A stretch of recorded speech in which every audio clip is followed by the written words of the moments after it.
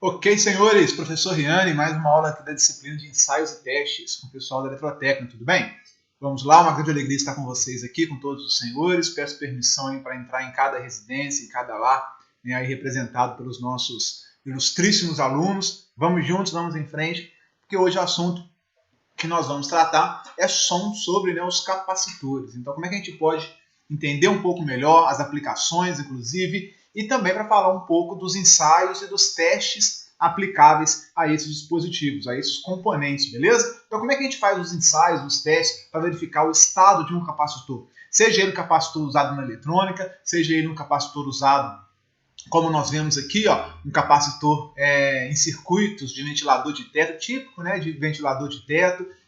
Tem alguns ventiladores de teto que utilizam esse modelo aqui também, né, esse aqui é o mesmo da foto aqui de cima, parecido com os capacitores utilizados em motores monofásicos, motores de indução corrente alternada monofásicos, por exemplo, aquele lavadora de alta pressão, né, não sei se alguém tem em casa, que muitas vezes deixa de funcionar, dá algum problema, e esse problema, né, é justamente provocado pela queima, pela falha desse componente que é o capacitor de partida desses motores monofásicos de indução, né? Então é importante a gente saber identificar, até para identificar um capacitor numa placa do circuito eletrônico também, para ver como é que está a condição dele de trabalho. Enfim, né? Como é que a gente faz, como é que a gente ensaia, como é que a gente testa, como é que a gente avalia antes de substituir esses dispositivos. Joia? Então vem comigo, vamos juntos. Aqui nós temos alguns modelos, nós temos alguns modelos de capacitor, né, usado mais em circuito de corrente contínua, na eletrônica, capacitor cerâmico, poliéster, eletrolítico, uma grande diversidade, né, de modos de fabricação diferente de capacitor, mas a finalidade é sempre a mesma, de tântalo a óleo, né, tem um óleo isolante aqui dentro, e o capacitor variável, de placas paralelas, variável, normalmente quando você gira placas umas sobre as outras, você está mudando ali a capacitância, são formas geométricas diferentes entre as placas, e quando você faz, né, quando você gira um dial de ajuste de capacitor, você está movimentando essa geometria umas sobre as outras, que fornece uma capacitância diferente, né? Muito interessante, muito bacana. Então vamos comigo, vamos juntos para falar um pouco, né, da capacitância, recordar lá, quem vai se lembrar agora com saudade aí do primeiro ano do curso integrado, do primeiro módulo, né, do curso concomitante subsequente, primeiro, não, acho que segundo, na verdade, né, quando vocês estudam o capacitor, quando é apresentado a vocês o capacitor em circuitos de corrente alternada, ou ainda lá no primeiro, aí sim, em eletromag, quando vocês começam a estudar esse dispositivo de capacitor. O que é a capacitância, pessoal? Né? Existe aqui a constante de proporcionalidade entre Q e V, e essa constante aqui a gente dá o nome de capacitor ou de capacitância do capacitor. A capacidade do capacitor é um valor constante. Se eu pegar uma forma geométrica definida, né, construir um capacitor e medir essa relação entre a quantidade de carga acumulada entre as placas e a tensão, eu vou ver que esse valor é sempre um valor constante. Ou seja, se eu aumento a quantidade de cargas, eu também aumento a tensão entre as placas. E vice-versa, né? Se eu estou aumentando a tensão entre as placas, eu também estou aumentando a quantidade de carga acumulada. De modo que essa divisão sempre dá um valor constante, e é esse valor constante que eu chamo de capacidade ou capacitância. Olha que interessante, né? Eu acho esse conceito maravilhoso, porque quando você constrói um capacitor e você começa a medir ali a tensão entre as placas e a quantidade de carga acumulada, você vê que essa razão é sempre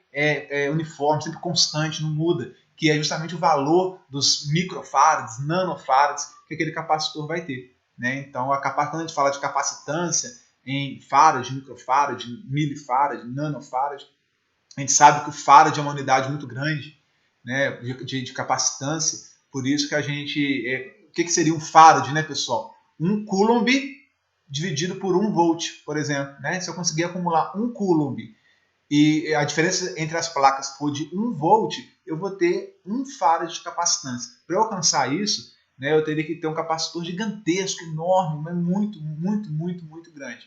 Então, é uma unidade de um farad muito difícil de ser alcançada. Então, a gente trabalha com os microfarads, nanofarads, picofarads, que são as unidades de capacitância que a gente consegue fabricar aí no dia a dia, que a gente consegue utilizar, inclusive, aí no dia a dia. Beleza? Então já falamos aqui, ó, quanto maior a capacitância, maior será a capacidade de armazenar as cargas elétricas. A unidade de capacitância é em homenagem ao Michael Faraday, não é isso? É em homenagem ao Faraday. Interessante que a unidade não é Faraday. Alguns, depois de estudarem, né, alguns assuntos, alguns nomes ilustres da eletricidade, acaba confundindo a unidade de capacitância e chamando de Faraday, microfarads, nanofarads. A unidade é o Farad, em homenagem ao Faraday, mas tem essa leve diferença aqui na forma de escrever, né? E aí fica o desafio para quem conseguir responder lá no grupo para nós do Telegram, por que a unidade em homenagem ao Faraday, a unidade não é Faraday, e sim Farad, né? Com D mudo. Aí quem conseguir explicar e descobrir a razão aí, técnica, histórica dessa leve diferença na forma de escrever, compartilha com a gente lá, que com certeza vai ganhar um mérito, um joinha plus aí na disciplina, beleza? Então, pessoal, dando essa introdução, né, do que é capacidade, do que é capacitância, a gente pode partir para o que vai mais nos interessar, né, a partir de agora, que é o estudo do capacitor, né? Por enquanto, nós já sabemos aqui, ó, isso aqui nós temos essas duas placas paralelas, nós damos o nome de armadura, né? Então, eu eletrizo aqui, ó, coloquei o mais nessa armadura de cima e o menos na armadura de baixo do capacitor. Então, eu consigo acumular uma carga mais Q em cima e uma carga menos Q embaixo. Interessante, pessoal, que a mesma carga positiva que eu acumular na placa de cima vai ser a mesma quantidade de carga armazenada na placa, na armadura de baixo, porém negativa, né? Então, as cargas positivas aqui na armadura de cima, onde eu liguei o polo positivo, vão induzir, né, as cargas negativas na armadura de baixo aqui em mesma quantidade, né? O mesmo módulo com sinal trocado. Então, uma armadura fica com mais Q, a outra armadura fica com menos Q. Ok? Qual que é a função desse dispositivo que nós criamos aqui? A função dele é armazenar carga elétrica, Q, aqui é mais Q, menos Q, e energia potencial elétrica. Isso é muito interessante, né? Qual que é a vantagem do armazenar energia potencial elétrica? Eu não estou armazenando, né, energia elétrica, propriamente dita, energia potencial elétrica, porque ela tem um potencial de realizar um trabalho. Entenda dessa forma, né? Quando eu consigo armazenar uma carga positiva em cima e negativa embaixo, a partir do momento que eu retirar essa fonte de tensão, eu armazenei essa energia elétrica potencial nos terminais, aqui nas armaduras do capacitor, e eu posso usar essa energia potencial, que tem potencial de executar trabalho, para alguma atividade, para algum trabalho, né? São igual vocês aí, quase formandos aí, que estão quase formando no curso, que vocês têm um potencial muito grande de realizar trabalho. Assim que tiver com o diploma na mão aí, uma bela oportunidade pela frente, né? Vocês ingressarem no mercado de trabalho, vocês vão de fato executar um trabalho, né? Então vocês vão transformar a energia potencial que vocês armazenaram até agora e transformar essa energia potencial que vocês adquiriram na realização de uma tarefa, na realização de um trabalho. É a mesma coisa que o capacitor faz, né? Eu armazeno energia nas armaduras, nas placas do meu capacitor, e na hora que eu retiro a fonte, eu posso descarregar esse meu capacitor para realizar algum tipo de tarefa, né? Se a gente imaginar isso mais no mundo de corrente contínua, por exemplo, o disparo de um flash de uma máquina fotográfica, onde eu preciso de ter uma grande intensidade de luz num curtíssimo espaço de tempo. Então, se eu tenho que disparar uma grande quantidade de luz num espaço muito curto, nada melhor do que um capacitor. Seria como se fosse uma fonte muito alta de energia que é descarregada ali em questões de milissegundos. Então, executa esse papel muito bem. Se eu fosse acender aquela lâmpada do flash com a fonte pura e simplesmente, eu não conseguiria ter a rapidez, o impulso de energia necessário para disparar a luz com aquela intensidade naquele tempo rápido, né? Então eu armazeno energia, vou armazenando no capacitor e depois eu descarrego tudo de uma vez só, provocando uma grande iluminação num curto espaço de tempo, que é o caso do flash. Um exemplo, né?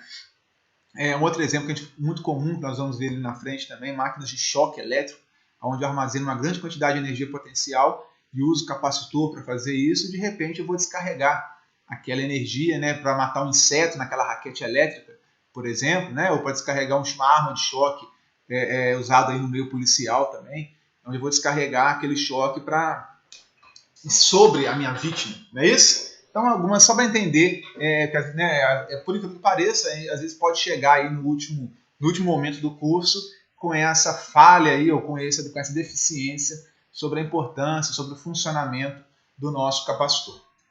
Show plus, pessoal? Ainda mais sobre o capacitor, olha só. A gente, entre as armaduras, eu posso deixar o ar ou o vácuo, ou eu posso preencher isso daqui, ó, rechear o meu sanduíche com material dielétrico. O que é um material dielétrico? Material isolante, pessoal, né? O papel, por exemplo, quartzo, mica. Então, se eu uso materiais isolantes que são maiores do que a permissividade elétrica do vácuo, do ar, por exemplo, e aí, nesse caso, o ar e o vácuo são muito parecidos, ó. Do vácuo é 8,9 vezes 10 a menos 12, né? E do ar é 1,0006 o do vácuo. Então é basicamente a mesma coisa, mas do papel, do quartzo, da mica é bem superior. São algumas vezes superior a do ar e do vácuo. Com isso eu consigo armazenar mais cargas, eu consigo isolar melhor as duas placas, de modo que não ocorra fuga de corrente. Se não há fuga de corrente, eu consigo armazenar mais carga ali nas minhas placas e consigo construir um transformador com mais capacidade, com mais capacitância, mais robusto. Olha como é que agora a nossa conversa evoluiu, né? Depois daqueles slides iniciais, sobre esse entendimento do que o capacitor, como é que ele trabalha, como é que ele armazena carga elétrica. Não é assim? Bacana? Falamos aqui que o Farad, né, é uma unidade muito grande de capacitância. Então, o mais comum da gente encontrar por aí, pessoal, é um microfarad, um nanofarad, picofarad, que é 10 a menos 6, o micro, né, essa altura do campeonato, isso está mais do que dominado por todos os senhores. O nano é 10 a menos 9 e o pico 10 a menos 12 farad. Então eu uso os submúltiplos do SI, do Sistema Internacional de Unidades, para poder adaptar melhor as unidades reais dos capacitores que nós trabalhamos aí no dia a dia. Ok? Importante saber aqui ó, o símbolo do capacitor. O capacitor tem uma capacitância C. Qual a capacitância C? Quantidade de carga que ele consegue armazenar dividido pela tensão entre as placas. E ele tem uma reatância capacitiva XC. Vocês viram muito bem isso em circuito CA. Né? XC menos J sobre ômega C, sendo que o ômega é 2πf. Né? Então fica o XC menos J, lembrando que é uma reatância capacitiva no eixo imaginário, negativa, assim como o indutor é uma reatância indutiva imaginária positiva, eu tenho o eixo dos números reais, que são os nossos resistores. Okay? Isso é fundamental, esse entendimento de que aqui é menos J, né, na hora de fazer conta no circuito, nós vamos ver isso mais à frente, para não cair naquela velha bobagem, aquele velho erro, que eventualmente, né, até alguns alunos mais experientes aí cometem, de somar o valor da resistência em ohms com o valor da reatância capacitiva em ohms, tudo isso como se fossem números reais. Não é, né? Eu não posso uma banana com banana, aquela máxima, né? Eu não posso somar bananas com laranja, são coisas diferentes. Então, a resistência de um resistor em ohms, eu vou somar, fazer uma soma vetorial com a reatância em ohms do capacitor, esse XC aqui. Soma vetorial significa que a resistência está no eixo real e que a reatância capacitiva está no eixo imaginário, tem um menos J lá. Então tem que fazer essa soma de real com imaginário, ok? Para dar o valor correto. Senão a gente acaba cometendo um erro aí básico e muito simples em circuitos, né? Não vamos fazer isso aqui jamais. Então isso aqui é importante para a gente relembrar do menos J aqui, ó. Isso aqui, o XC é em ohms, ok? Mas eu não posso somar os ohms do XC pura e simplesmente com os ohms do resistor. Tem que fazer uma soma vetorial, uma soma complexa. Então agora nós vamos partir para os testes, né, para os ensaios propriamente ditos aí dos nossos capacitores. Eu vou gravar essa aula, tem um objetivo mais teórico, depois eu vou gravar a parte 2 na bancadinha que eu montei aqui na garagem, para a gente poder fazer, experimentar esses testes propriamente ditos. Já que a gente não vai estar no laboratório, né, o correto seriam vocês fazerem esses testes todos no laboratório, mas nós vamos tentar fazer alguns aqui, beleza? Quando a gente fala de teste de capacitor, pessoal, O primeiro teste que nós fazemos sempre para verificar as condições desse capacitor é se ele está em curto-circuito, né? Então nós vamos verificar aqui, o primeiro teste que nós fazemos é assim, será que ele entrou em curto? Será que as placas, as armaduras, né, ali dentro estão em curto-circuito? Ou tem fuga de corrente? Como é que a gente faz isso? Antes de tudo, aqui tem um capacitor, tem alguns modelos que eu vou usar ali depois na bancada, né?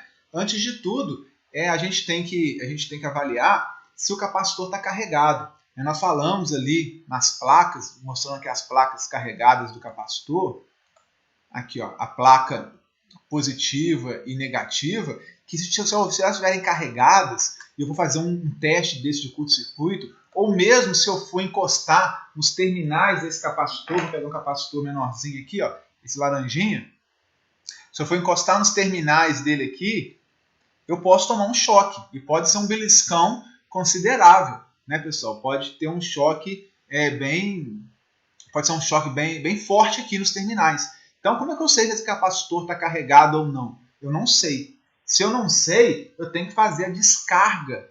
Eu tenho que ter a segurança. E aí eu vou ter um item de segurança aqui, para vocês chamarem a atenção do risco do choque elétrico. Sempre tem que ser realizado a descarga elétrica do capacitor. Se você não sabe se ele está ou não energizado. Está carregado, melhor dizendo. Como é que a gente faz isso? Pegando uma chave de fenda e encostando aqui nos dois terminais desse capacitor, né?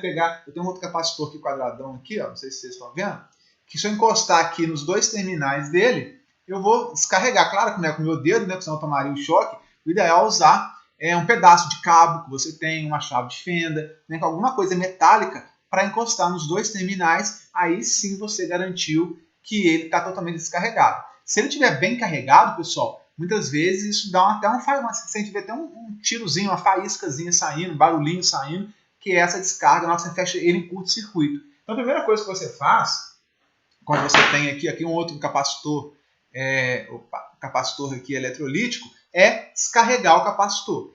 Tá? Que não seja você o caminho de descarga, você vai tomar choque. Usa uma chave de fenda, usa um pedaço de condutor para poder fazer essa descarga. Quando é um capacitor muito grande, olha só o tamanho desse capacitor aqui, ó. Esse aqui já é mais bitelão, ó. É um capacitor muitas vezes usado para correção de fator de potência, um capacitor de maior tensão, né? Ele trabalha com uma tensão um pouco maior, ou seja, armazena uma carga grande. É comum, ao invés de usar simplesmente uma chave de fenda, uma barra para fazer o curto-circuito, é comum nós usarmos um resistor de descarga, né? Então, acho que eu comentei isso em algum lugar, está aqui no segundo parágrafo, ó. É recomendado utilizar um resistor para descarregar o capacitor para que a energia seja dissipada em forma de calor. Porque se ele armazenar muita energia potencial, e eu fecho aqui os terminais dele, né, ou o choque em mim vai ser muito grande, ou na ferramenta vai dar aquela beliscada, aquele faiscamento, você pode assustar, né, pode ter alguma coisa, a tensão pode ser muito alta e ter ali um impacto maior, né, então é aconselhável usar um resistor de descarga. Você pega um resistor, quem trabalha com isso direto, já pega o resistor, já emenda uns conectores nele apropriado para já encostar aqui e fazer a descarga. Outros mais raiz, já vi muita gente trabalhando assim, pega um resistor lá e ele mesmo encosta os terminais utilizando o resistor, né, mantendo uma certa segurança ali, entre aspas, mas mete o resistorzão ali na mão mesmo para descarregar, enfim, né? O ideal é sempre você usar ou uma chave de fenda isolada, segurar no cabo isolado e com a parte metálica da chave de fenda você fazer a descarga, realizar a descarga, ou então vocês usarem um resistor de descarga, perfeito? Alguns resistores alguns circuitos, eles até já vêm com resistor de descarga em paralelo. Na hora que eu desligo o circuito, o capacitor que termine com o circuito lá, eu desliguei o circuito e estava carregado, ele vai descarregar ali em cima de um resistor de alto valor normalmente, descarrega com uma certa lentidão, mas ele descarrega para não ter o risco de alguém que for mexer com o equipamento desligado, né, desenergizado, tomar choque na hora que for mexer ali no capacitor. Tá? Então é comum alguns circuitos trabalharem já com um capacitor de descarga em paralelo aos terminais do capacitor. Tá? E já colocam ali um resistorzinho, desliguei o circuito, toda a energia armazenada aqui vai ser dissipada nesse resistor de descarga. Okay? Mas o que está falando aqui? Agora, olha só, o que é o teste em curto, então? Primeira coisa que a gente faz, questão de segurança, eu vou curto-circuitar os terminais para ver se ele está em curto. Só que isso não é o teste de capacitor em curto. Tá? Não confundam espingarda de matar rolinha com pudim de caçolalinha. Né? Tratado de Tordesilhas com tratado atrás das ilhas, nem bife à milanesa com bife ali na mesa. Uma coisa é uma coisa, outra coisa é outra coisa. Sendo assim, portanto, não confunda o curto-circuito que eu faço por segurança para descarregar o capacitor com um teste de curto-circuito. O que é o teste de curto-circuito? Vamos lá. Eu vou pegar um multímetro, nós vamos fazer isso na bancada ali depois. Eu vou pegar um multímetro, vou colocar ele na escala de continuidade, ou pode ser até numa escala de resistência.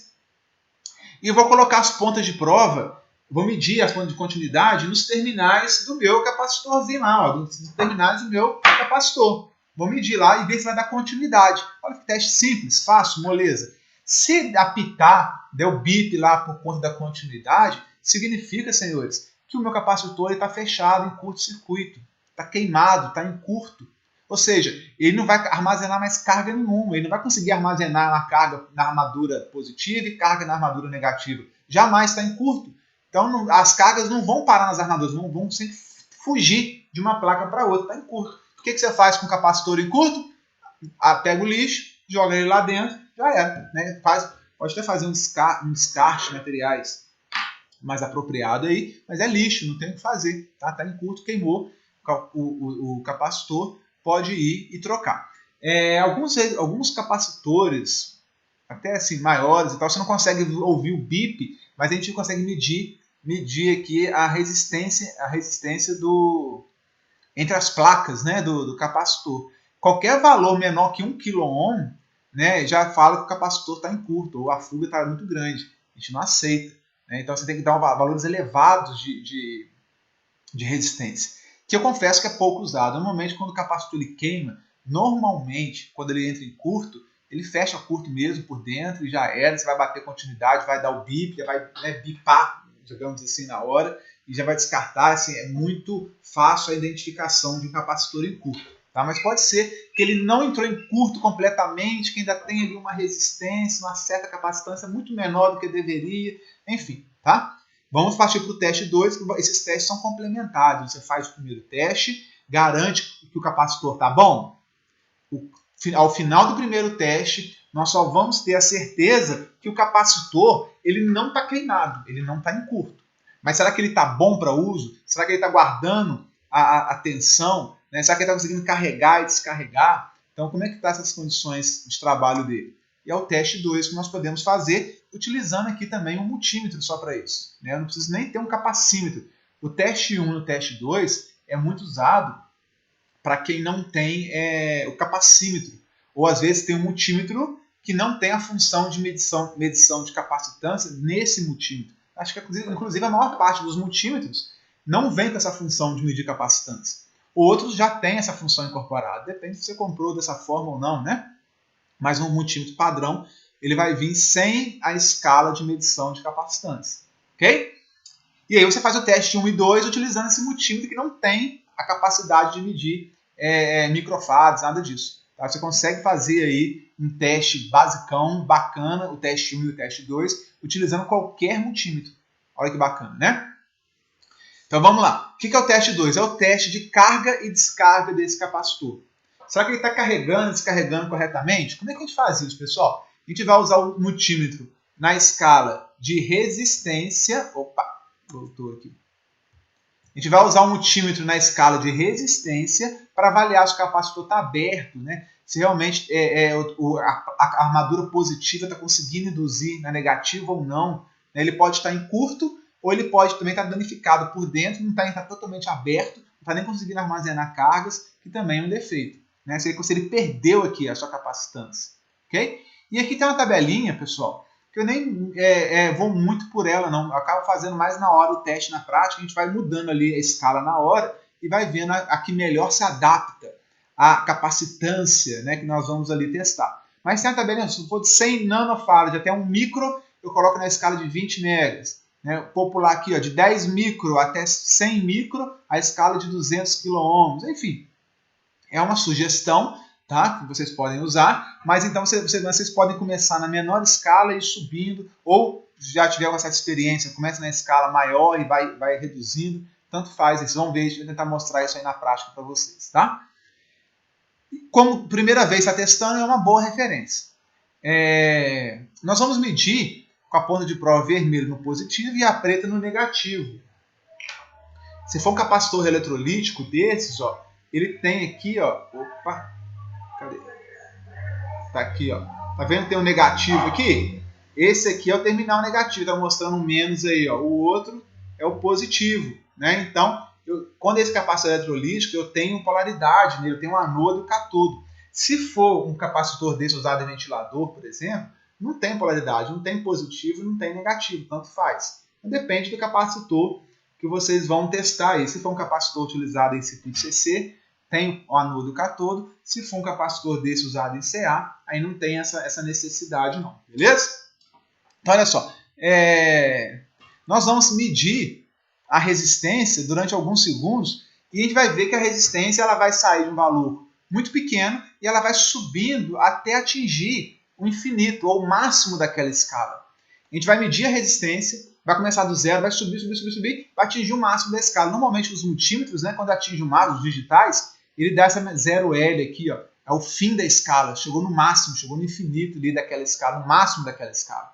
Né? Aí eu posso mudar de escala e ir para a escala seguinte, fazer o mesmo teste, ver se ele vai correr até chegar ao máximo. Por quê, pessoal? Se a gente voltar aqui no desenho do capacitor, quando eu ligo o mais em cima e o menos embaixo, as cargas vão saindo do mais e vão depositando aqui. Mesma coisa no menos. Durante esse tempo que o capacitor está carregando, ele vai medindo uma resistência baixa, vai aumentando. À medida que ele vai sendo carregado, a resistência vai aumentando, até a hora que ele está completamente carregado, para de fluir corrente para cá. Na hora que ele está 100% carregado, não flui nenhuma corrente do mais e nem para o menos aqui. Significa que se não está fluindo corrente nenhuma, o meu multímetro vai entender que a resistência é infinita, que o circuito está aberto. O circuito está aberto, a resistência é infinita, concorda comigo? Então, durante o tempo que o capacitor está carregando e está armazenando cargas na placa positiva e na placa negativa, o multímetro está entendendo que tem uma resistência ali. Que essa resistência está aumentando cada vez mais à medida que o capacitor está sendo carregado. Se ele carregar completamente, a corrente cessa e o multímetro entende que a resistência bateu no infinito. Então, o que você consegue perceber com o multímetro aqui é esse processo de início de carga do capacitor, que a corrente é mais alta, que vai diminuindo a corrente, a resistência, portanto, vai aumentando para o multímetro, até chegar na corrente zero, carga máxima. Na hora que a corrente é zero no capacitor, na escala de corrente contínua ali, eu estou medindo quando eu faço a medição de resistência, importante dizer isso, quando eu faço a medição de resistência utilizando o meu multímetro, né, meu multímetro tem uma bateria de 9 volts interna, 9 volts CC. Então eu estou aplicando, o multímetro ele mede resistência aplicando uma tensão de corrente contínua, de no máximo 9 volts. Né? Assim, então, se eu só aplicar corrente contínua aqui no meu capacitor, no início vai fluir muita corrente, depois que ele estiver carregado, não vai fluir corrente nenhuma, é um circuito aberto. Se vocês se lembram lá, né, dos circuitos, o capacitor em corrente contínua, ele é um circuito aberto. É uma resistência infinita, é um circuito aberto. Justamente porque ele carrega suas placas, depois não flui corrente nenhuma mais. Até fazer a completa carga das placas, o carregamento das placas, tem uma corrente circulando, que demora alguns segundos, dependendo do tamanho do capacitor. Depois que carregou tudo, a corrente cessou e ele vai entender como resistência infinita. Esse é o teste, quer dizer, na verdade eu estou engambelando, né? Estou passando a perna aí no meu multímetro, na escala de resistência. Eu não estou medindo resistência coisa nenhuma. Né? Eu estou enganando ele através da corrente de carga do capacitor, que começa alta, vai caindo até zerar. Começa alta e mostra uma resistência baixa no multímetro, vai zerando, na hora que zera a corrente, mostra uma resistência alta. Olha só, estou engabelando aí o instrumento para poder testar o processo de carga do capacitor. Algumas vezes ele carrega rapidinho, e na hora que ele carrega, fica carregado, a corrente cessa e eu me perdi, não consegui acompanhar no display lá a evolução da resistência até chegar no máximo. Né? O que a gente faz muitas vezes, pessoal? Estou explicando aqui. Ó. Capacitor menor do microfarad, é difícil a gente perceber esse processo de carga, na corrente de carga, né? Na medição de resistência. que nós fazemos? A gente inverte a ponta do multímetro até carregar o capacitor. Então eu carrego ele para um lado, se eu não conseguir ver, eu vou inverto, porque ele está carregado positivamente, eu vou carregar ele agora negativamente. Aí ele vai descarregar tudo, vai passar pelo zero carga, e vai carregar com outra polaridade. Aí eu consigo ver esse processo.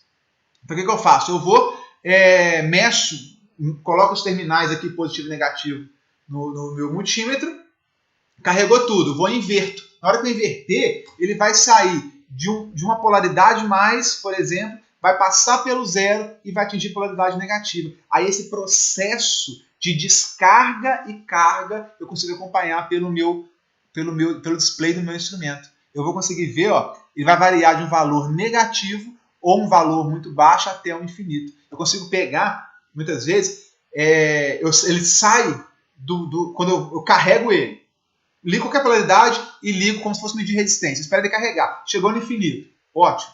Agora eu vou inverter a polaridade no multímetro. Vou ligar ele e trocar os polos no multímetro.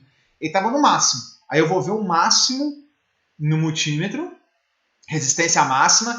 Ela vai diminuir e vai subir de novo. Ela sai do máximo, vai para o mínimo e sobe de novo. Então isso é o processo de descarga e de carga. Olha que barato.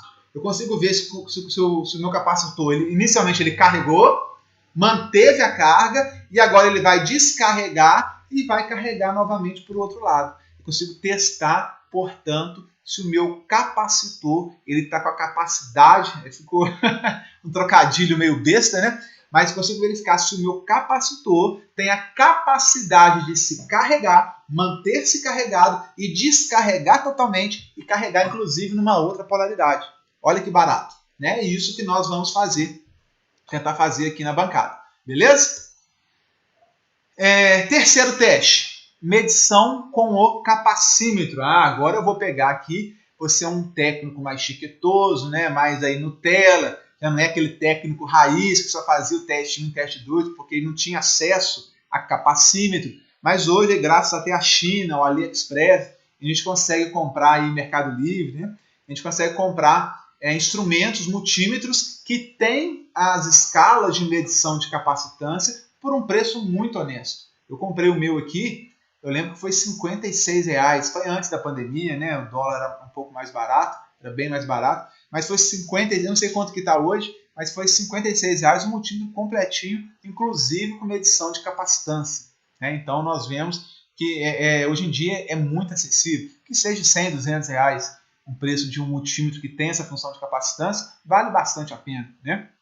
Porque agora, ao invés de, o teste 1 e o teste 2 continuam válidos, assim, é bom porque o técnico tem condições de avaliar realmente se o dispositivo, se o componente está bom ou não, mas o teste 3 é a medição com capacímetro. Aí o instrumento vai fazer tudo para você. Eu vou ajustar a escala adequada, 2 microfarads, 20 micro, enfim, né, a escala que mais se adequa ao meu componente, e vou fazer a medição, colocar as ponteiras lá, realizar a medição.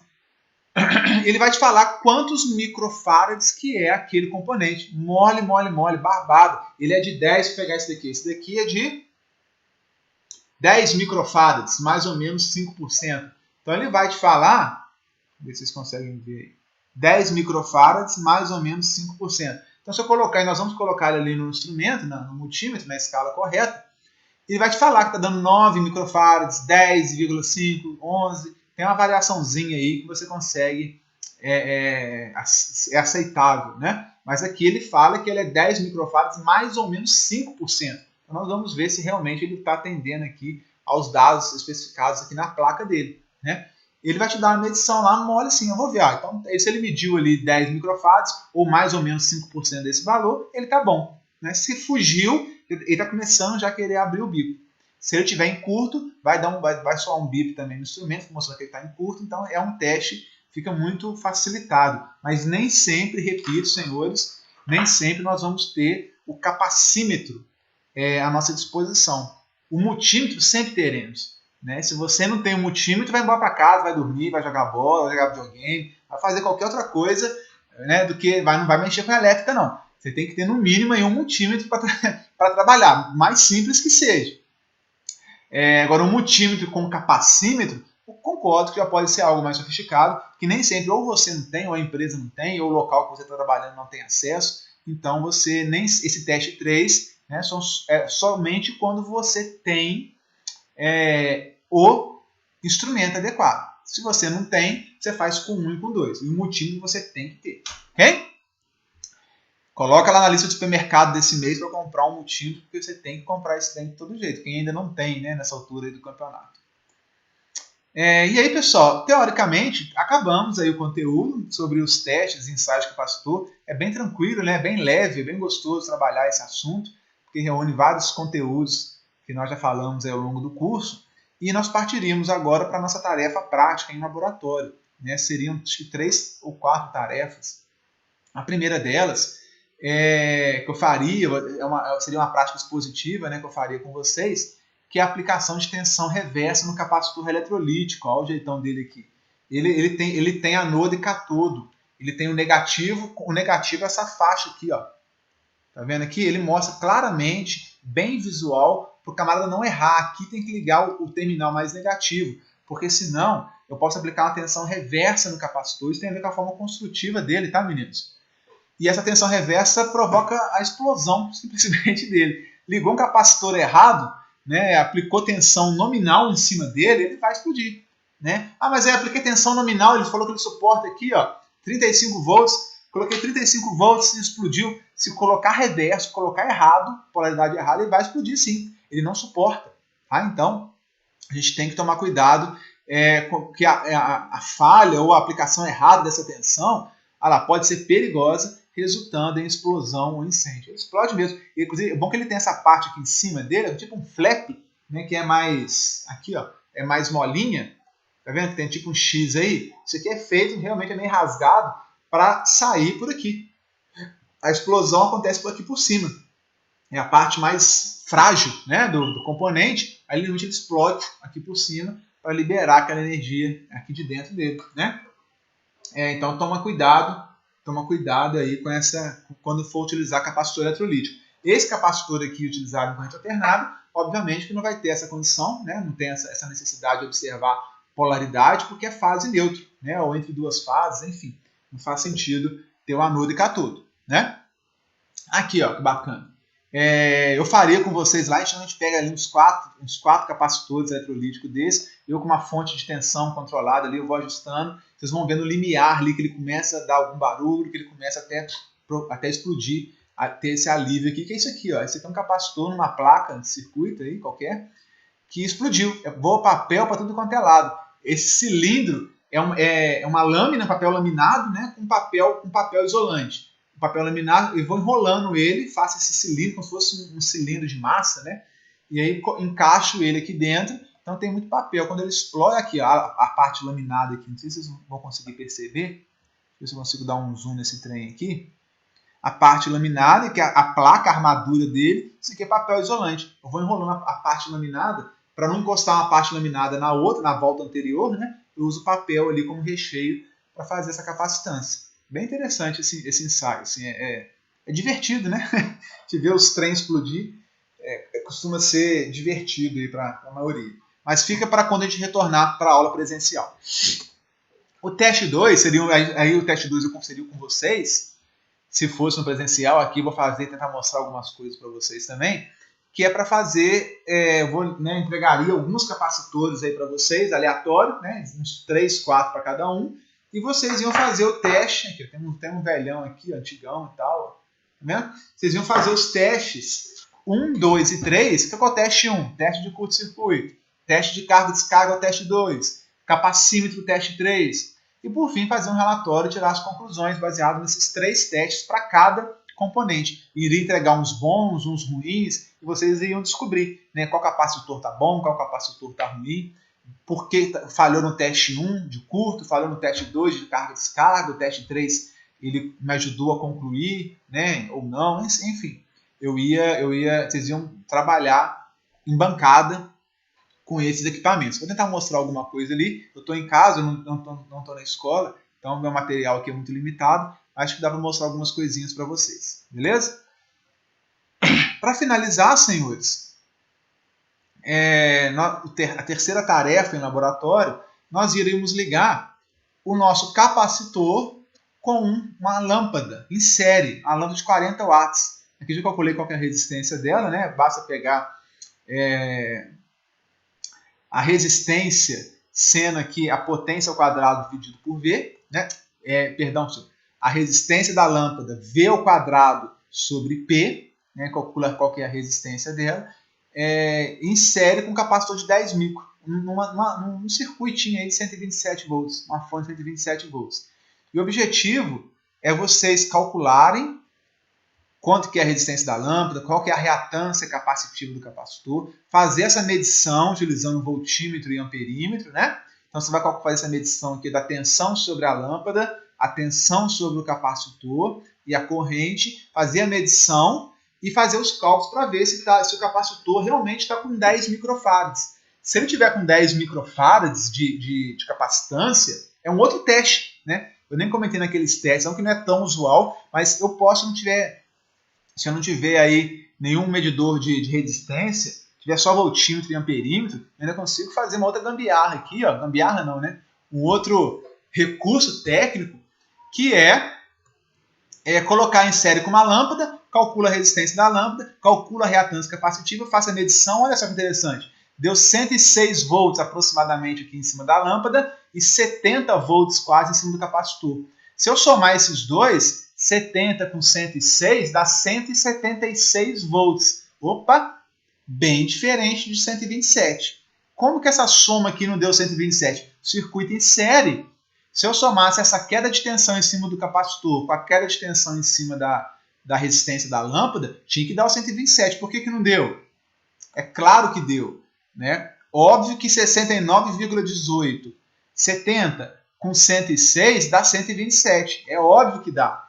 A soma não é linear, né? No eixo real. A soma vetorial, a soma fasorial dá 127. Então aqui o instrumento, ele não te fornece o ângulo, ele te fornece só um módulo da tensão, só o módulo da tensão. Então eu não sei qual é esse ângulo, eu não sei qual é esse ângulo. Não é isso? Então eu tenho que fazer a soma com os ângulos direitinho.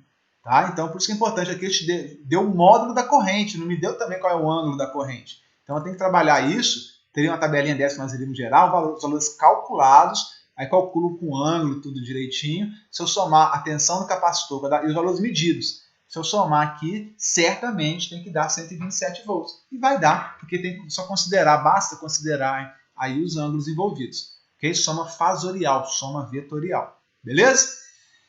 Tranquilo, senhores? Joia? Claro que aqui o ângulo, né, é de menos 90 graus e aqui o ângulo é 0 graus. Se eu considerar aqui uma resistência pura e aqui o capacitor puro. Então, se eu considerar esses ângulos aí envolvidos, eu vou chegar na resposta de uma forma bem tranquila. Meninos, bacana? Joia?